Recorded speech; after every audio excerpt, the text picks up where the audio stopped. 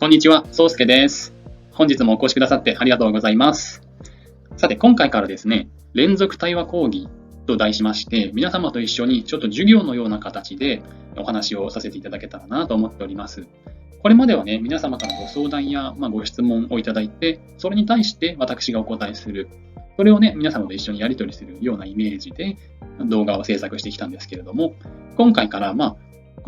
といいますか、このカテゴリーでは、この一連のコースのような形で、究極の疑問文というね、テーマで皆様と一緒にお話をさせていただけたらなと思っております。でね、一体それ何なんだってお思いになる方もね、多いと思うんですけれども、これからね、その中身に入っていきますので、もしね、皆様ご関心あれば、ぜひぜひ少しご覧になっていただけたらなと思います。きっとね、皆様の生活にまた一つね、潤いが出てくるような、そういう内容になってるんじゃないかと思っておりますので、お付き合いいただけたらとても嬉しいです。それでですね、究極の疑問文というものがどんなものなのかということなんですけれども、皆様ご想像できますでしょうか？究極の疑問文ね。疑問文なんですよということで、なんかね、英語とか学んだ記憶の終わりの方は、疑問の形なのか、do you なんとかなのかとかね、そんな風にお思いになるかもしれませんが、一応日本語での疑問文でして、どちらかといえばね、でも疑問形であることも大事なんですけれども、この究極のっていう方の意味合いが重要かななんて思ったりはしますが、ちょっと予想してみてください。このね、疑問文は皆様のどなたでもね、多分使ったことがあるんじゃないかと思うんですよ。これまで生きてきた中で1回や2回は絶対に使ったことがあるんじゃないかと思うんですけれども、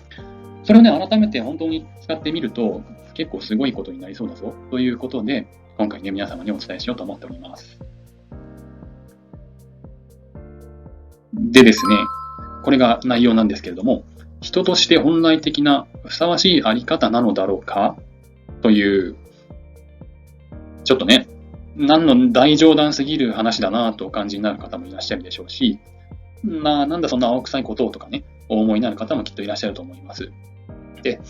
ただ、さっきもお伝えしたように、これって多分皆様がこれまでね、生活してきた中で多少、あるいは人によってはものすごく頻繁にかもしれませんけれども、頭にというか胸にというか、浮かんだことがあるんじゃないかと思うんですよね。あらゆる事柄に適用できる疑問文なんだ、実はっていうことも、そういう目線でね、見たことがある方がどのぐらいいらっしゃるかちょっと僕はわからないんですけれども、何か行動や行為で自分が感じること、思うことなどなどがあったとして、それが人として振る舞い、本来的なふさわしいあり方なのか、このね、本来的なとかふさわしいとかあり方とか、このあたりの文字表現は皆様のご自由にね、使っていただきたいんですけれども、この趣旨というかね、疑問文の意味合いが皆様にこうストンと落ちてくだされば、自分でね、使いこなしていけるようになると思うんですけども、はい。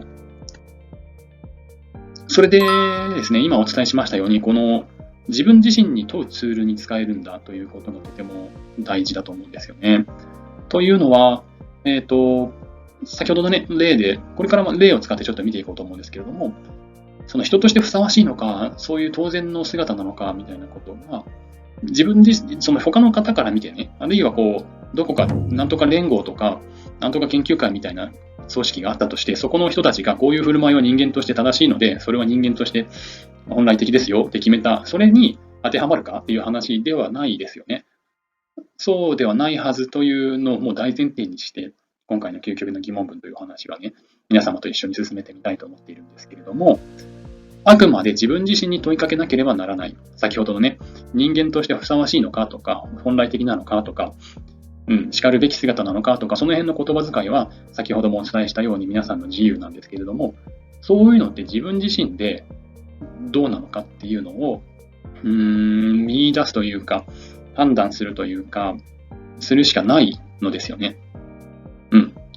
そこがね、この疑問文が究極である理由の一つかなと思っているんですよね。またこの点については、次回以降に取り上げたいと思っております。そして、今回のね、簡単な適用例と書いてありますけれども、究極の疑問文を使ってみるのはどういう形なのかと、これからね、一緒に皆さんと見つめていこうとしている今回の疑問文について、どういう使い方ができるのかなっていうのを一緒に確認してみましょう。まずね、簡単な適用例とありますけれども、このついカッとなって汚い言葉を使った。これはね、例えば喧嘩をしていて、これは小さい頃とかね、結構、もしかしたら頻繁に、最近はどうなんでしょうか。前よりは減っているのかなとも思いますけれども、すごい大喧嘩になって、もうお前なんか死んじまえとかね、いなくなっちまえとか、もう絶交だみたいなね、小さい頃ってこの絶交っていう言葉をよく使うのかな、今もと思うんですけども、そういうついカッとなって汚い言葉を使った。そんなね、場面とか、他にはね、落とし物があったから交番に届けたとか、なんかね、良さそうなエピソードですよね。他には、なんか最近気分が沈むという、もやっとしたような事柄、はっきりしないような事柄、これらにもね、いろいろ使えるんじゃないかということで、ちょっと見ていってみます。で、その前にですね、先ほども半分お伝えしたんですけれども、この疑問文が究極的で万能であるという理由が、疑問文そのものの趣旨も自分自身、私たち自身が見出す、そういうものになっているからなんですよね。先ほどもお伝えしたように、人間としてふさわしいとかね、本来的な姿なのかとかね、そういう、一応そういう定義みたいのをしていますけれども、じゃあそれってふさわしいとか本来的ってどういう意味合いなのかとか、あるいはこの疑問文を皆様がね、活用する中で、人間としてあり得るとかね、自然だとかそういういろんなワードを使ってもらうときに、そういうふさわしいとか自然だとかっていうのの意味合いがどういうことなのかっていうことも、目の前に現れて、今回この疑問文適用してみようかなっていう事柄と同時にこの疑問文、私たち側そのものもじゃあふさわしいってどういうことなんだろう、あり得るってことかな、やってもいいってことかな、正しいってことなのか、悪じゃないってことなのかとかね、そういうのもいろいろと自分の中で、これはね、ただ考えるっていう意味合いだけではなくて、感じ取ったり、直接的に直感的に理解したりとかね、いろいろあるんですが、そういう意味合いも、やっぱり自分自身が見出すんだという作りになっているのが、今回のね、皆様と一緒に見つめていこうという疑問文が、本当に万能だよなと感じる点なんですよ。で、じゃあね、実際に適用していってみましょう。先ほどのね、例を取り出してきてみて、上と下の例、真ん中の例は一旦省いているんですけどね、ここのスライドでは。まず、カットして汚い言葉を使ってしまいましたと。そういうね、汚い言葉を使うのが人としてふさわしいか、この人としてふさわしいかっていう部分に、先ほどのね、今回の疑問文を使っているんですが、どうでしょう、皆様どうお感じになりますか。汚い言葉を使うのが人としてふさわしいか。これもね、ふさわしいってじゃあどういう意味合いなのかっていうのが今直前にお話ししたように、その趣旨というか根っこの意味合いも自分自身で把握しなければならないんですけども、正しいか、ふさわしいが正しいぐらいの意味合いだとすれば、正しいとはなんか言い切れなくないかっていうね。じゃああり得るかなのは、あり得るかという意味合いであるとすれば、あり得るとは思うんだけど、ふさわしいかって言えばちょっとあり得るっていうだけではないよね。それらしいかとかも入ってくるよね。いう感じで、そこも人によってはね、いやいや全然汚い言葉使うのって当然いたよね。いつも結構使ってるよっていうか、あり得るよっていう人もいるでしょうし、どうだろうな、やっぱそこまでふさわしい適切とは思えないかなっていう方もいらっしゃると思います。で、次に同じ例の方からですけれども、カッとなるのは人として本来的なのか。こちらね、本来的っていうワードに書いてありますが、これはどうでしょうか。こちらはね、皆様も検討しやすいんじゃないかと思うんですよね。やっぱり何かとね、本当に頭に来るような出来事、自分にとって厳しい出来事が発生したときに、ついカッとなるっていうのは、皆様もご経験上、あり得るかなって思ったりしますし、それと本来的か、叱るべきかぐらいの意味合いで見てみると、あり得るかなと。それも人間の一つの性質ではあり得るかなという意味で本来的かなぐらいなね、風には思えたりするかもしれません。で、2つ目の例、3つ目なんですけどね、先ほどの適用例って書いた中では、この3つ目の例として気分が沈む、なんとなく気分沈んでるみたいなね、ちょっと抑うつ状態ですかっていうような話なんですが、人としてふさわしいのか、ふさわしいかっていうのがね、ここもね、じゃあナチュラルかあり得るか正しいかとかね、いろいろ入れ替えてみると、ふさわしいっていうのはちょっとどうなのかなって気がしてきませんか。人間気分が沈むのはね、それは人間らしくてふさわしいことだよと。人にとってふさわしいあり方だよ、状態だよってね。なんていうか、あり得るっていうのはもちろんね、皆様もね、お認めになるところだと思うんですけれども、ふさわしいって言われるとね、それがそうであるべきだみたいな感じもしてきて、ちょっと違うんじゃなかろうかと。で、ちょっと違うんじゃなかろうかってなると、じゃあ気分が沈んでばっかりいるのはちょっとどうなのかなっていう感覚のね、目が出てくるというふうにも働きますよね。で、それに対してなんかするとかしないとかね、いろいろあると思うんですけれども、そういう自分の中の対応みたいなものにつなぐこともできる。で、次の点は、そのね、気分が沈むようなきっかけ、今回何かあったんでしょうと。そのきっかけがあれば気分が落ち込むのは当然なのか、本来的なのか、叱るべきか、あり得るのか、とかね、言ったときに、その何かきっかけがあって、そのきっかけっていうと、人に今の嫌なこと言われたとか、自分が望んでいたことが不可能だったとか、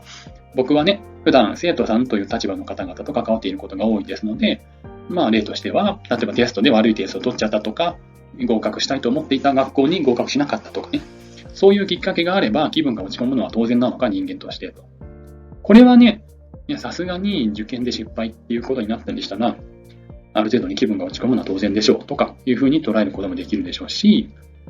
意外とそういう当然なはずなんだけど自分が落ち込んでいないっていうのは気づいたら、じゃあ自分にとって今回の、受験なりテストなり、そういう勉強系だけじゃなくてもいいんですけど、自分が取り組んでいたものは自分にとってそこまで大きなものではなかったのだろうかとかね、そうやってより自分自身を見つめるようなことにつながっていくこともあるでしょう。こんな風にね、究極の疑問文は、その精神面の事柄などなどいろんな面に適用できるんですよね。で、そして、いろんな面に適用できるっていうのはある意味ね、その人間であることに着目している疑問文の形ですから、当然といえば当然なんですけども、ね、その私たち人間としての存在に発生してくるお悩みっていうか出来事、もろもろに対して適用しているので当然なんですけども、ここでね、やっぱり理解っていうものがとても重要だぞというのを皆様と一緒に一回ね、確認しておきたいと思います。で、一応ね、こんな3つに分けて考えてみると、まずその出来事とか事柄がどんな様子なのかなと見つめてみる。で、その背景にどんなものがあるのかなと見る。で、どんなシステム、仕組みでそれがそうなっているのか。そういう出来事が起きてきているのか。で、出来事の結果何かがどういうふうに流れているのか。そういうものを知る、理解する。これね、3つに分けていますけれども、実際3つで1つというか3つ以上にも分けてもいいと思いますし、実際は1個の事柄なのかなと、一連の事柄なのかなと思うんですが、こういうね、理解には、よし悪しっていうのを超える力があるというふうに思うんですよね。そのね、良い悪いで判断するっていうことは一定程度必要な場面があるかと思うんですけれども、その理解することによって良いも悪いも両方含まれる、あるいは良いも悪いもなくなるっていうことがあると思うんですよね。これは、例えば例としては、お友達とか同僚にね、挨拶をしたものの、なんか無視されたと。完全に無視された。ね、それを見ると、おいおいおかしいじゃないか、社会人として、知り合いなんだから、すれ違った時にね、会社ですれ違った時にちょっと挨拶するぐらいは当然だろうと。だから挨拶返さないなんてダメじゃないか、おかしいじゃないか、悪いじゃないかってなったりね、することもあると思うんですけれども、実はその背景を見ると、その同僚の相手は、その日出かけてくるまでに、例えばね、ご家族とすごい喧嘩をしてしまったとかね、あるいはすごい体調が悪かったから、挨拶に気づかなかったとかね、他にも今自分が抱えているお仕事が大変すぎて余裕がないとか、ね、そんなにもろもろの背景があったとすると、そのね、こちらが挨拶をしたことに対してお返事くれなかったことそのものはもしかしたら未だね、悪いことみたいに捉えられるかもしれませんが、そこには実は背景があったので、この良いと悪いという平面とか、にとどまらず、そういう事情でこの同僚さんは自分に返事しなかったんだっていう理解ができるわけですよね。で、理解ができると、もうこれはね、結構経験の終わりの方もいらっしゃると思うんですけども、感情的にふざけんなと思う気持ちがその瞬間瞬時に消えるとは言いませんけれども、何か通るというか、見通した感じになって、クリアになって、落ち着くというか、理解できるというかね、ちょっとほどけるというような、そんな感じありますよね。で、今ね、理解ということの重要性について触れてみましたけれども、これはね、その理解を促すっていうことも今回の究極の疑問文のとても素晴らしい側面だと思いますし、もう一つですね、ここで補足しておきたいことが、このね、チャンネルではよくすでに現れてきているんですけれども、物差しっていうものが私たちにすごい影響しているんですよね。物差しというのは比喩であるような、実態であるような感じなんですけれども、生活の中で私たちがどうしても身につけてしまう物差しというものがあります。これは、本当に何でも含まれてきてしまって、例えばね、自分が背が低くて、バスケットやりたいけれども、誰々君より背が低いから、あの人みたいになれない。で、背が低くて得点を決められなくて、防御もできるんだけど、自分はストライカーというか得点を取る方になりたいんだが、背が足りなくてなかなかシュートができないとかね。で、そのシュートができないと、誰々君は1試合で何十点決めてるけど、自分は10何点だ。で、そうなると、例えばプロのバスケットリーグのスカウトマンの方がいらっしゃってるんだけれども、その点数、例えば多分30点以上決めてないと、やっぱりね、メガネにかなわないとか、このあたりの数字は、イメージで語っているだけなんですけれども、そういう形で他にはね、簡単に言えば偏差値がどれぐらいないと、勉強面に当てはめて言ってしまえば、偏差値が何十点ないと、これこれ大学、これこれ高校には入れない、自分は及ばないから無理だとか、そういう、だから自分はダメなやつなんだとかね、劣っているんだとか、そういうものとか、それを今はね、よしあし、なんて言ったらいいんでしょうか、上下みたいなものだけとか、これができるかできないかっていう枠組みで語りましたけれども、他にもね、本当に、自分が当たり前にやっている行動や反応っていうものの前提としてこの物差し。前提と物差しはほとんどイコールでも良いかもしれませんし、物差しの背後にさらに前提があるという場合もありますかね。で、どういう前提に基づいているのかを、この究極の疑問文を活用することで知ることができる。そこにね、意識的になれるっていうのも、とてもね、良い点かなと思うんですよね。物差しについてはね、本当に、先ほどのね、同僚に声をかけたら返事してくれないっていうのも、社会人、さっきもね、普通にスーッと言いましたけれども、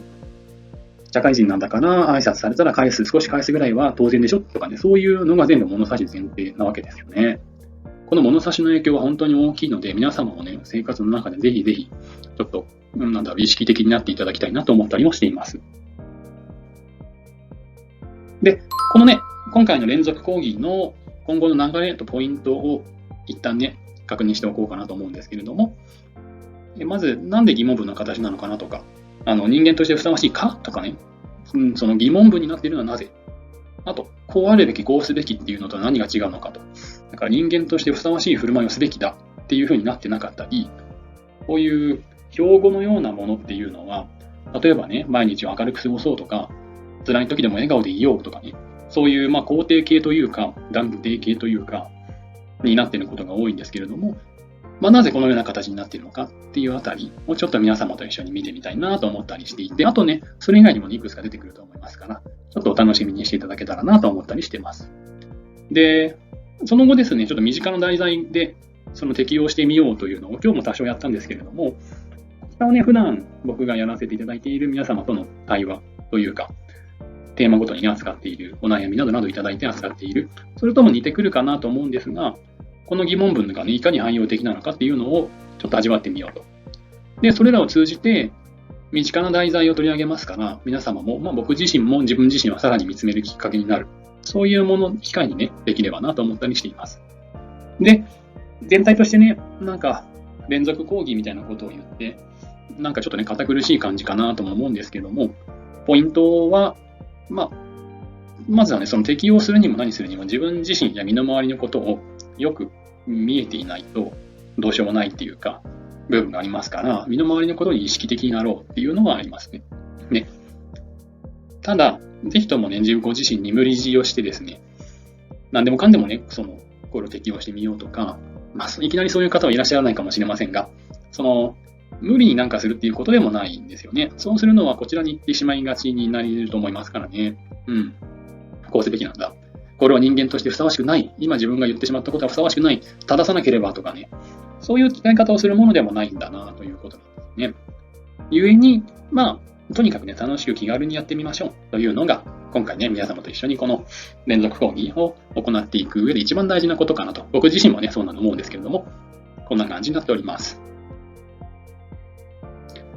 それではですね、ここまでご覧くださってありがとうございました。またこのスライドの形などは、さらにより良いものにしていこうと思いますが、一応、こういう形で皆様と一緒にね、学ぶと言いますか、見つめると言いますか、理解していけたらなと思っておりますので、もしよろしければですね、このままお付き合いいただければ本当に嬉しいです。それでは、皆様もね、体調にお気をつけになって、毎日をね、豊かに、柔らかく、ご自身なりに過ごしていってくださいね。はい。それでは終わりといたします。失礼します。さようなら。